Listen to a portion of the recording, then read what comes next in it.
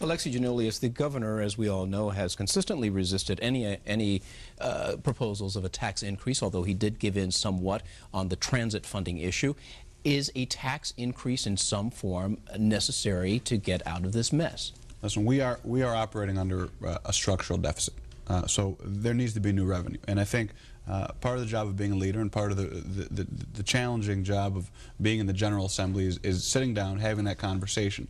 And I think when you put yourself in a box and you say, take options off the table, that's not the right way to start things off. You sit down, you have a conversation, you figure out what programs are essential.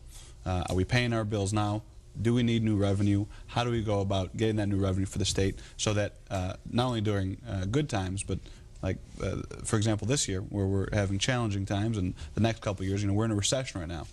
We should have already had, ideally, a rainy day fund and a long-term outlook because it's going to happen again. We need to be prepared. John Filan, when you hear Mark Kirk and Melissa Bean joining forces in saying that Republican leaders in the state legislature should be called upon to, at least on the issue of transit funding, to get things done, what does that say about the governor? The governor spent, I think, a great deal of time with the Republican leader in the House, Republican leader in the Senate, and both those leaders, Senator Watson and Representative Cross, strongly support the capital program and the size that it is for roads, bridges, schools, including transit. The governor also is the one who recommended increasing the transit budget in the capital budget, an additional $500 million for a total of $2.7 billion. And that additional state funding will bring a bigger federal match. So Senator Watson, Representative Cross, Senator Jones have been very, very supportive of this capital budget since last September. In fact, the Senate passed this very capital budget last year. Governor Edgar, do you think that Governor Blagojevich has the political capital or the necessary allies as it stands now in the legislature to get things done? Well, you know, we'll have to wait and see. I mean, I don't think there's any doubt that his popularity with legislators is probably pretty low ebb. But as the treasurer mentioned, if you're going to be a leader, sometimes you got to step out and you got to get people to follow you. And I think that's the challenge for him in this session, is to provide leadership and to get the legislators behind him. And the suggestion I would make to him, the best way, and there were days when I did not want to meet with the legislative leaders, and I wanted to probably strangle a couple of them in my own party.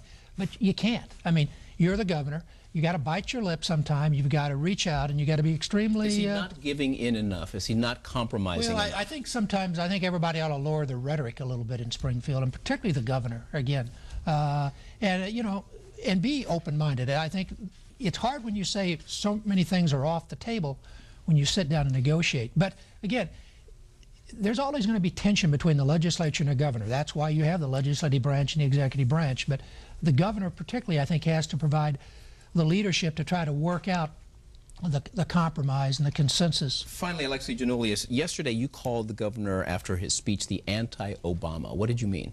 Well, you know, the irony to me was so apparent. You see Senator Obama, our own senator from Illinois, who's been able to unite people from different parties, from different backgrounds, make people feel good about themselves, optimistic about the future. And in Springfield, it's such a poisonous atmosphere, and you have people being divisive, people not talking to each other, people not working with each other, egos, personal agendas getting in the way. And as someone who's new to the political realm, to me it's astonishing that people can't work together for a common good, especially during these difficult times. And you know, we need leadership in this state, and I'm cautiously optimistic that everyone will come together, but I thought that would happen last year too. So my thanks to you, Alexi Giannoulias, former Governor Jim Edgar, and John Filan for being here tonight. Chicago Tonight continues in a moment, so don't go away.